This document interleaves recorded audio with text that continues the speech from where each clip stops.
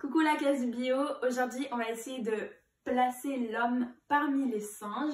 Du coup ici on va essayer de le placer parmi les 6 grands singes. Donc il y a le gorille, l'orang-outan, le gibbon, le bonobo, le chimpanzé et il y a l'homme, l'homo sapiens. Du coup on va commencer par citer les points communs entre l'homme et tous ces autres singes. Donc tout d'abord, ils ont des mains préhensibles, ça veut dire qu'ils peuvent prendre des trucs avec leurs mains. Ils ont les yeux bien développés, ils arrivent à bien voir en relief, ils arrivent à avoir la 3D et tout, la profondeur des choses. Puis ça c'est grâce au fait que leur champ visuel de droite et de gauche se recouple et ça se met ensemble et du coup ça nous aide à bien voir le relief et la 3D, la 3 dimensions. Et puis après, on a un bon cortex. Du coup, ça permet qu'on soit plus intelligent, qu'il y ait des choses qu'on arrive à comprendre que d'autres animaux n'arrivent pas à comprendre. Nous, en tant que singe, en tant que primate, on arrive à comprendre ça. Voilà. Du coup, d'autres caractéristiques qu'on partage avec tous ces singes, c'est que on a des bras plus longs que la moyenne des singes. On est plus grand que la moyenne, d'où les 6 grands singes. Comme j'ai dit avant, on a un cortex plus développé. Et dernière chose, on n'a pas de queue. Et en fait, ça c'est parce que la queue, ça sert pour l'équilibre. Et comme on arrive à marcher, etc., et notre queue, c'est devenu un coccyx. Et le coccyx, c'est un organe l'ostigène qui ne sert à rien, en fait, mais qui avant servait à quelque chose. Voilà.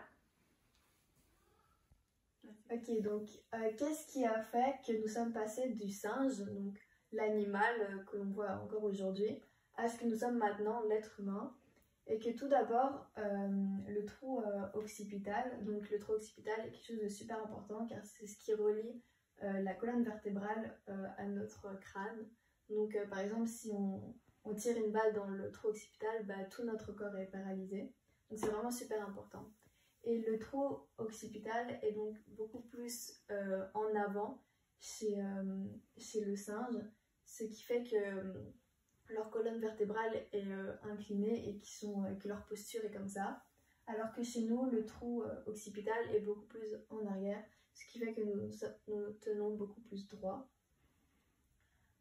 Ensuite, le bassin est beaucoup plus léger chez les hommes, donc beaucoup plus adapté à la marche.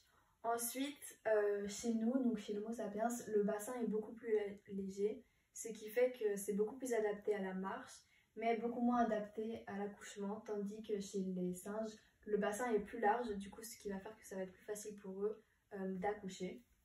Ensuite, chez nous, le centre de gravité est pile entre les 2 pieds, ce qui va faire que être debout est vraiment la position la plus adaptée à l'être humain. C'est un réflexe, ce qui va faire que la meilleure position pour nous, dans laquelle on aura le plus d'équilibre, sera quand on sera debout.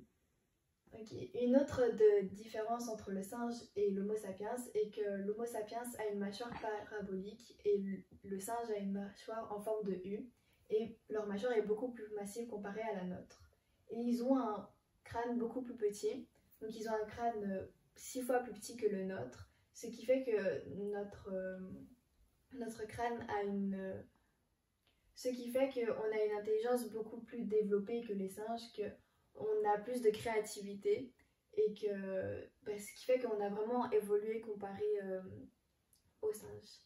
Et ensuite, notre angle facial est vertical comparé à celui du singe qui a un angle facial vertical, oblique. Pour finir en beauté, on va parler un peu des comportements sociaux des bonobos notamment et des chimpanzés aussi. Enfin, c'est valable pour les troglodytes en fait, qui ont un antécédent commun avec l'homme. Et donc par exemple, eux ils sont capables de faire des outils, mais pas des outils comme nous, genre on fait des couteaux, des fourchettes, on fait des fusées pour aller vers la lune et tout. Eux c'est beaucoup plus basique, mais c'est assez intéressant aussi. Donc là on va vous montrer qu'ils utilisent une éponge comme gourde. Et puis par exemple, s'ils veulent se faire une petite brochette, comme nous on se fait un petit barbecue, et ben eux ils veulent une petite brochette avec plein de protéines. Et du coup, ils prennent un bâton, du coup au moins courbé que celui-ci, puis ils vont mettre de la salive partout. Voilà, moi je vais pas faire ça à face caméra parce que c'est un peu dégueulasse. Mais en gros, ce qu'ils font, c'est ils mettent de la salive dessus, et puis après ils rentrent ça dans une termitière, dans une fourmilière, et puis après ça ressort avec plein de termites dessus. Et même si nous on trouve pas ça très appétissant, ben eux ils adorent ça. Et du coup c'est un moyen assez ingénieux de se faire une petite brochette. Ensuite, ben en fait c'est hyper impressionnant je trouve, mais ils savent saler des aliments. Donc par exemple on leur donne une patate, voilà c'est une patate. Et s'ils vivent près de la mer ou près de l'eau salée, ils vont aller en fait tremper la patate dans l'eau salée, et du coup leur patate elle sera salée. Et voilà, je trouve ça hyper cool qu'ils aient le réflexe de faire ça et de saler leur aliment. C'est quelque chose d'assez impressionnant. Voilà. Ok, donc maintenant on va parler des comportements sociaux des bonobos. Donc c'est des animaux assez intéressants qui ne sont malheureusement pas aussi étudiés que les chimpanzés, mais ça ne veut pas dire qu'ils ne sont pas aussi intéressants. Donc par exemple les bonobos c'est des êtres, enfin des animaux pansexuels, ça veut dire qu'ils peuvent avoir des relations sexuelles ou des relations avec n'importe quel autre bonobo de leur communauté, qu'il soit mâle ou femelle. Ils s'en foutent, c'est juste comment ils se sentent par rapport à cet animal. Et ils peuvent même le faire des rapports avec des plus jeunes. Le seul tabou chez eux par rapport aux relations sexuelles, etc., c'est l'inceste, donc les rapports sexuels dans la famille ou les relations dans la famille. Et en fait, la devise des bonobos, c'est un peu make love, not war. Parce qu'en fait, dès qu'ils se disputent, pour essayer d'arranger la dispute et de calmer les tensions dans la communauté, ben en fait, les deux individus qui se sont disputés, et ben en fait, ils vont se faire l'amour. Voilà, ils vont avoir des rapports sexuels. Et donc, ça va un peu apaiser les tensions, ça va apporter des good vibes. Hein. Et puis aussi, donc c'est une communauté, la communauté enfin, des bonobos, enfin les petites tribus ou quoi, et ben en fait elles utilisent un bouc émissaire, un bêta, donc un individu sur qui tout le monde va se lâcher pour se défouler, etc. Et oui, c'est vrai qu'on peut dire que c'est assez cruel, et c'est un peu la réaction de tout le monde quand on parle de bouc émissaire et tout, genre c'est trop cruel et tout ça, etc. Mais en fait, nous, dans notre société, malheureusement, on fait exactement la même chose. Et en fait, il y a des chercheurs qui avaient retiré le bouc émissaire d'une communauté de bonobos une fois, et ils avaient remarqué qu'en fait, la violence avait hyper fort augmenté, et qu'il y avait vraiment une tension palpable, et qu'il y avait moins de relations sexuelles entre les bonobos. Donc en fait, c'est quelque chose de hyper triste, mais un bouc émissaire, ça sert à quelque chose. Et donc voilà. Autre chose de assez particulier chez les bonobos, c'est que, et qui est très surprenant pour les chercheurs, etc., c'est que les bonobos, quand ils ont des rapports sexuels, ils utilisent aussi la technique du coït interrompu, donc c'est quand le mâle retire son pénis avant d'éjaculer de la femelle.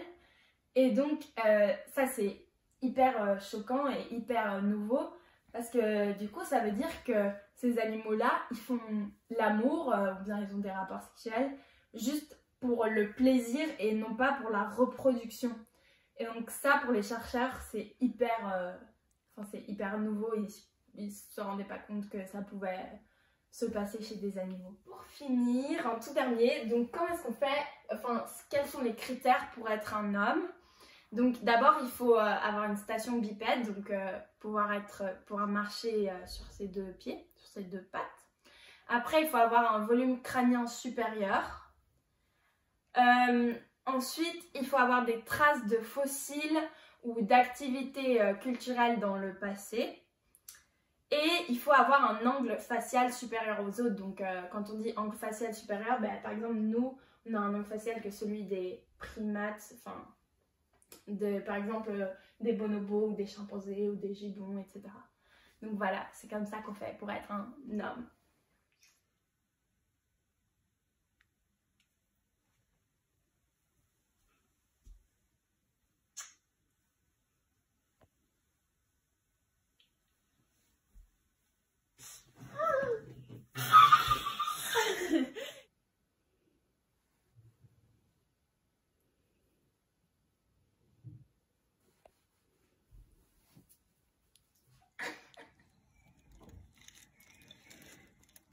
Attends, mais... Alors nous, pour boire, on utilise une gourde. Mais les singes, pour pouvoir s'éloigner de la rivière sans craindre d'avoir trop soif, ils utilisent des feuilles qui agissent comme une éponge. Il faut refaire.